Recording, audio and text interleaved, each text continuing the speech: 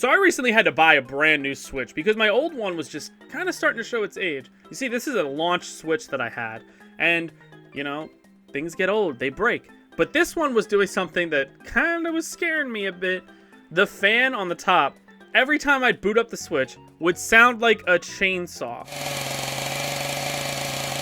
Which basically means the fan was dying. I looked all this up. Replacing the fan wouldn't have been super expensive, but then I kind of thought to myself, I'm probably going to mess it up. So I did the smart thing, traded in the old one, and got my new one, the Mario Limited Edition Nintendo Switch. Side note, the only thing that's Mario about it is the fact that the Joy-Cons are red, the Switch is red, but the grip for the Joy-Cons is blue, and that's really all that is Mario. I wanted them to do something more like with the Mario Wii remotes, but whatever. It's Mario! I did a system transfer, and boy did I not realize that 2 games in particular would not transfer over. 2. The one I was okay with losing, Pokemon Let's Go Pikachu, because it's just Let's Go Pikachu. We've all played it, and it just probably sits on our shelf or we traded it in. The other one, the one I'm not okay with losing, ooh, can you guess which one? I'll give you a hint.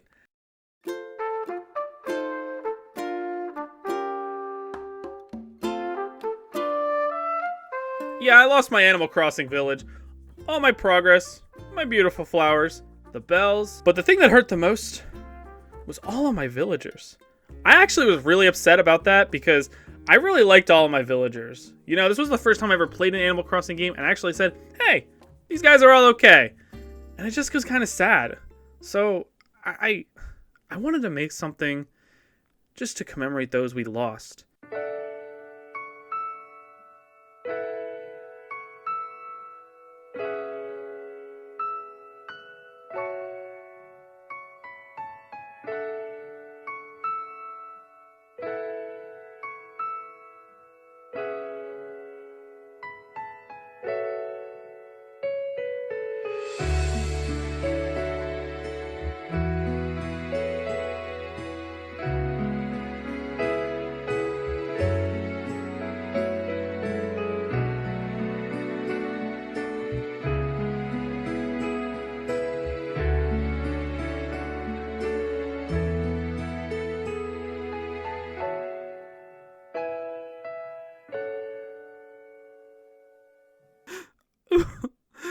This isn't what the story is about. If you can't tell from the title of the video, we are going to take our island from the ashes and build a bigger, better island. I thought it would be fun, so if you want more like this, like and comment. So once I got on the island, the first thing I noticed were my 2 new villagers, Renee and Billy. I immediately just started to misrule. I hate these 2. The Nooklings told us to head for the plaza, so I followed them. I actually beat one of them there on the way, so I started to bully him across the island. Yeah, I kind of got a little carried away with this. Tom Nook greeted us in that classic Tom Nook fashion. You know the one I'm talking about. Hey, here's an item you're going to need. Oh, don't worry about it. You'll pay me back later. The first item he gave us was a tent. So I took that and I set it up, and the other villagers couldn't decide where to put theirs, so guess I have to do that for them too. Once we did that, Tom Nook didn't hesitate. He put us right to work. I had to gather sticks and fruit. You know, Tom Nook always has this way of asking us to do things. Like, hey, can you do this for all of us? But really, it's just kind of to inflate his ego or benefit him. Once we gathered all the stuff for him, we had the night festival where we got to gather around and we got to name the island. So my last island was called Shit Isle because sounds like shit.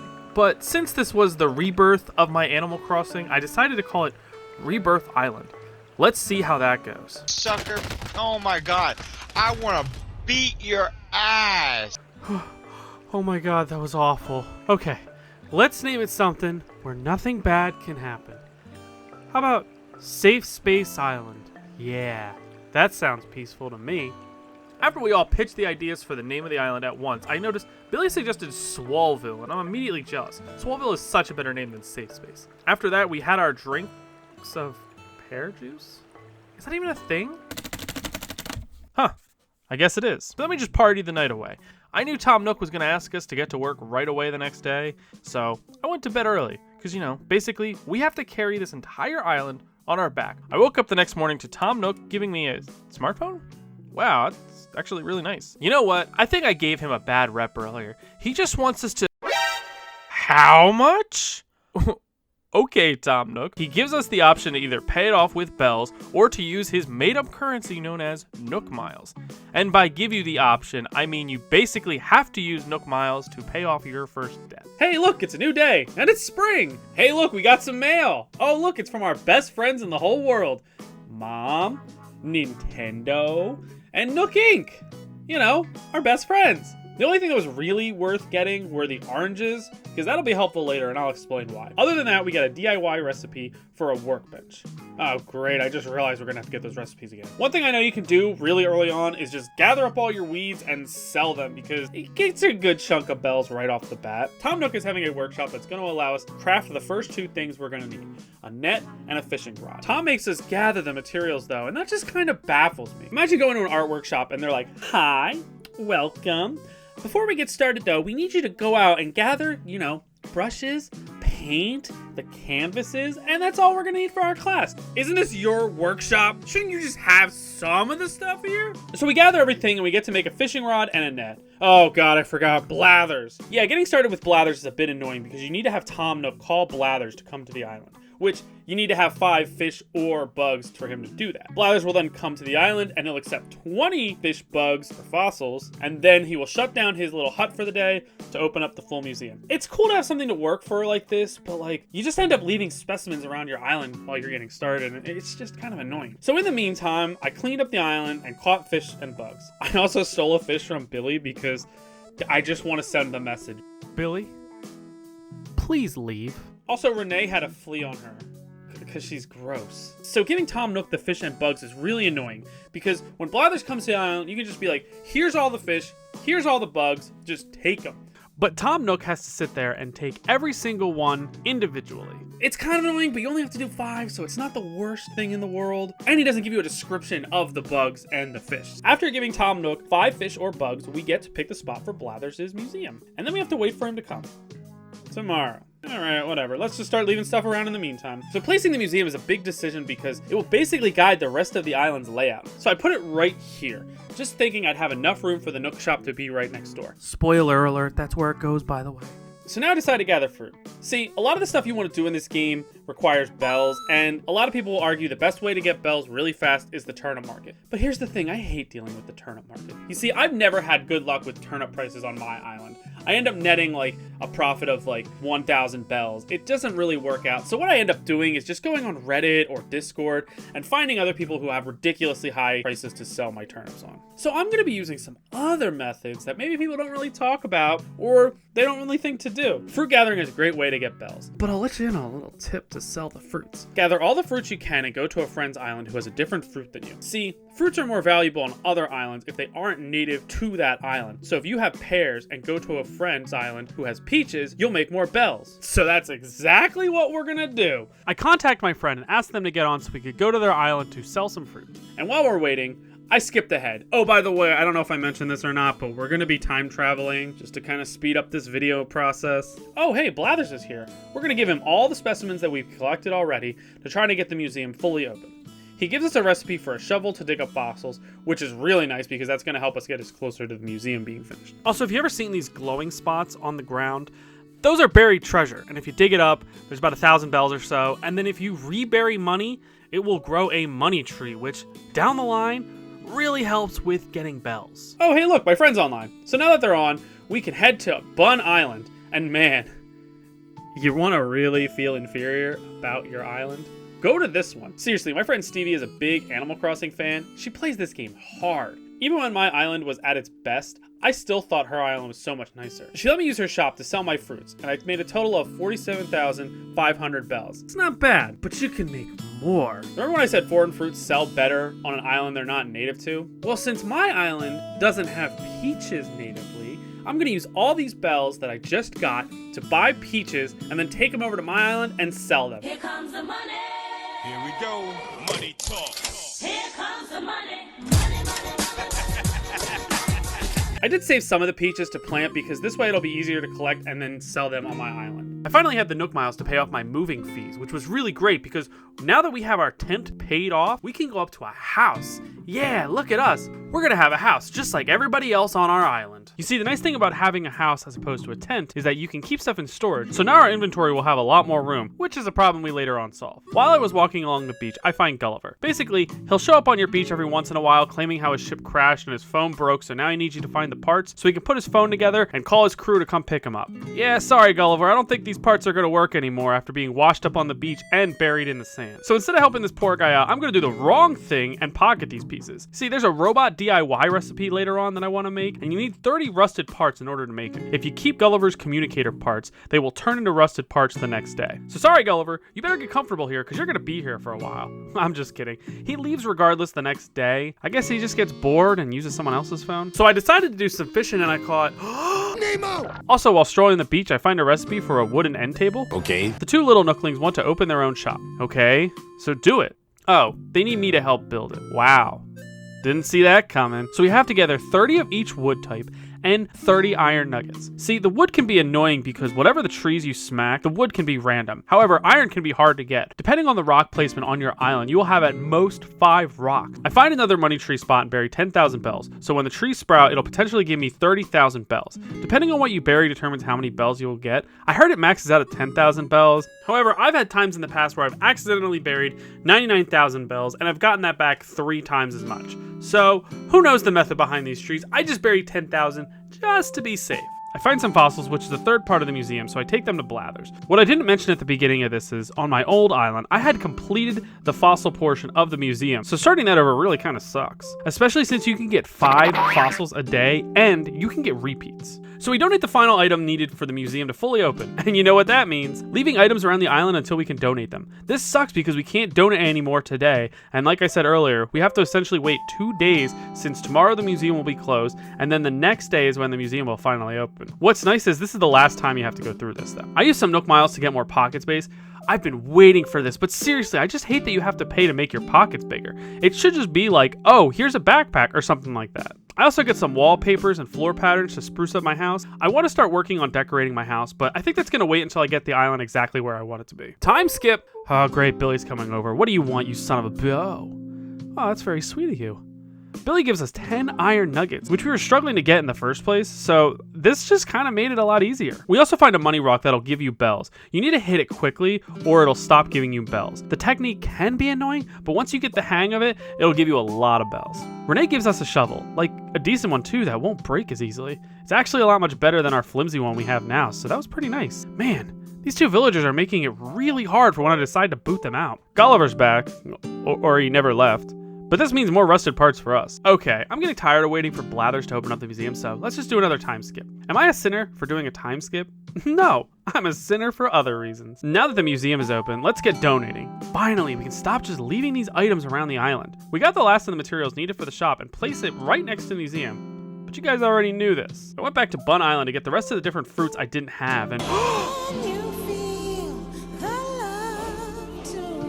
my boy! If you haven't caught on, I really like Rold. Like, he reminds me of the penguin from Mario 64, and I'm just a sucker for that game. And seeing him really inspired me to get him back. I decided to pay off my house since I had the bells for it, and now we get to expand our house. Besides the pocket expansion, I recommend the tool ring because it's terrible not having it, and using it just feels so right. The next day, the Nooklings open up their shop, and wait, is that? So that's Mabel, and it's really important to get her to come to your island and set up shop, so that way we don't have to keep wearing the same clothes. We pay Tom Nook a visit and thank him for upgrading our house. This time we owe him...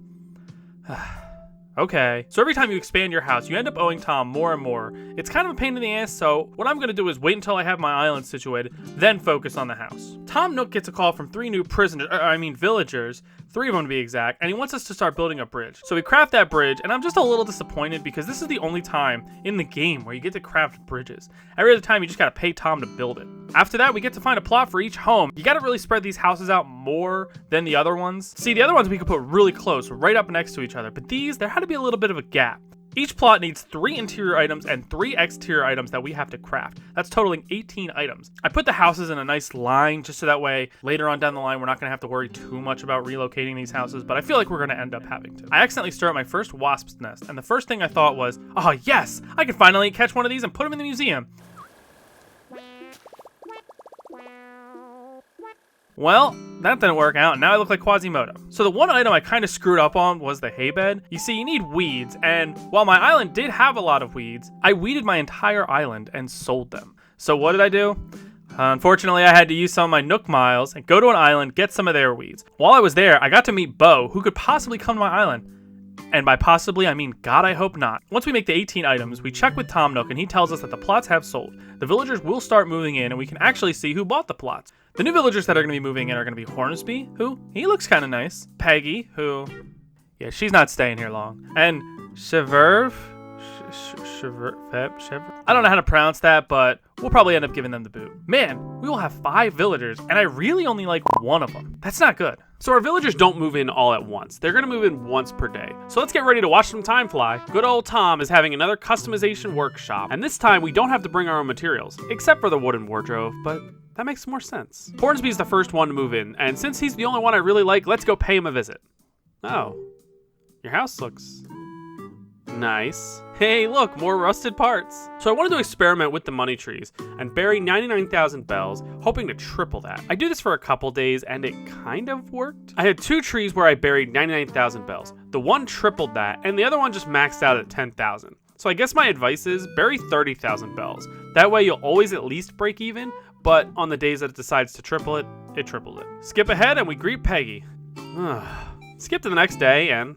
oh, hey! Also, Tom announces that he will be shutting down his tent to open the residence service building. Mabel is here, so I'm going to try to buy something from her. If I remember correctly, if you keep buying stuff from her, she will eventually move in and set up shop on your island. Also, the past couple of days, I've been visiting Billy, and he's been sick. Man, you don't look so good. You should really, visit a hospital. Like off the island, Billy. We greet Chevy Tahoe, and she's not too bad. Still want her gone, though, to make room for others. We skip ahead 2 days because there's no reason to wait for the residence service building to open. Also, Isabel is finally here. Renee then teaches us some reactions, which is another collectible in this game. It's a really fun way to express yourself when you're online with your friends, and I'm glad she did because I'm getting tired of staring at this cold, dead face. Also, for some reason, Hornsby and Chevy Silverado are Naruto running through our plaza.